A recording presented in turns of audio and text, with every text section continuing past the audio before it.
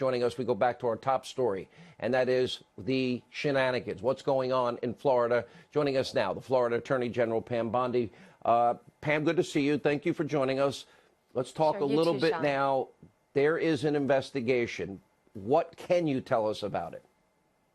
Well, I, of course, will not go into any details about the criminal investigation, but I felt very strongly in my independent authority as chief legal officer and law enforcement officer for the state of Florida that we had to get the Florida Department of Law Enforcement involved in this, do interviews. There have been so many allegations, and right now that's all that there are. They're allegations. But I've had my prosecutors on the ground in Lauderdale. We have the Florida Department of Law Enforcement. The Florida Department of Law Enforcement has also opened a tip hotline for folks to call. You can go on their website and get it. I can give it out. But if folks feel that they have seen evidence of fraud, call that in. We are clearly doing an investigation. We have made no conclusions, but this is about the integrity of our election process. And wherever it leads, we want to be sure that voters know that our process is going to be fair and legal, Sean. We had a judge Friday say the Florida Constitution was violated. Look, the canvassing board, this is Florida law, shall report all early voting and all tabulated vote by mail results to the Department of State within 30 minutes after the polls close. That didn't happen. Right.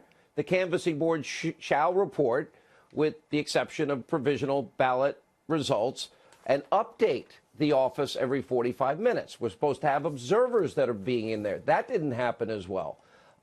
65 of the 67 Florida counties, including the Panhandle, 37 of those counties, or 35 of them, they were ravaged after the hurricane. They all got the job done.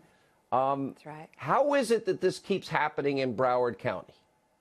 Well, and that's what we're looking into, and that's what I can't go into in detail. But what you said was clearly laid out in the letter that I sent to Florida Department of Law Enforcement saying why we need to open a criminal investigation, and that has now been done. There is an active criminal investigation.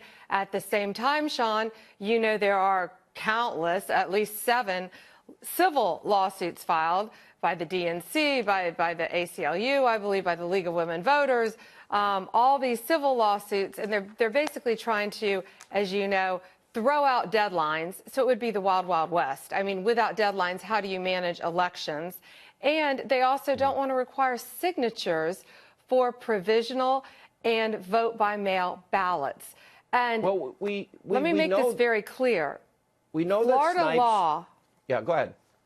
Florida law expressly and unambiguously states that you must have signature verification.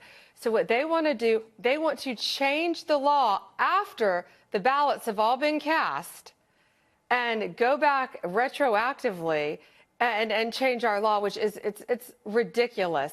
And Bill Nelson just needs to take a deep breath and concede gracefully and walk away from this. Let me run down the list, if I may. We know that Snipes just, in the course of this election, mixed in rejected provisional ballots with several hundred valid votes. Well, that means it's corrupted. In August, the judge ruled that Snipes actually mishandled mail-in absentee ballots. In 2017, a judge ruled that she illegally destroyed ballots. Some Broward County officials in 2016 poll results were reported before the polls closed. It goes back to 2012. It's every year, Pam. And, Sean, that's why I directed the Florida Department of Law Enforcement to open an investigation, not wait until this is over. They have opened an investigation at my direction, and that is ongoing and active criminally. Right.